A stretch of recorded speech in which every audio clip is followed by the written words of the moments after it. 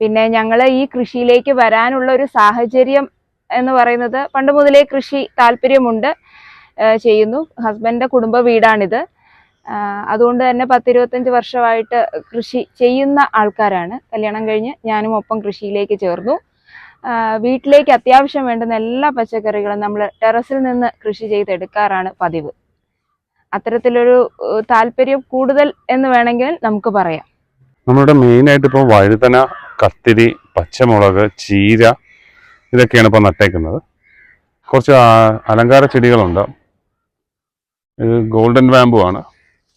ഒരു തെങ്ങ് നിപ്പുണ്ട്, കരിവേപ്പുണ്ട്, പിന്നെ ഡ്രാഗൺ ഫ്രൂട്ട്സ് ഉണ്ട് കുറച്ച്, പിന്നെ അവക്കാഡോ ഉണ്ട്.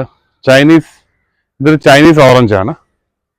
ഇത് ഇപ്പം പൂത്തു തുടങ്ങി. ഇത് നിറയെ കായ പിടിക്കുന്നൊരു ചെടിയാണ്. ഇതിൻ്റെ കായ ഇപ്പം നിപ്പുണ്ട് ഇതിൻ്റെ അകത്ത്. പിന്നെ കുറച്ച് ഗ്രോ ബാഗിൽ നമ്മൾ ചേന നട്ടിട്ടുണ്ട്. തക്കാളി ഉണ്ട്.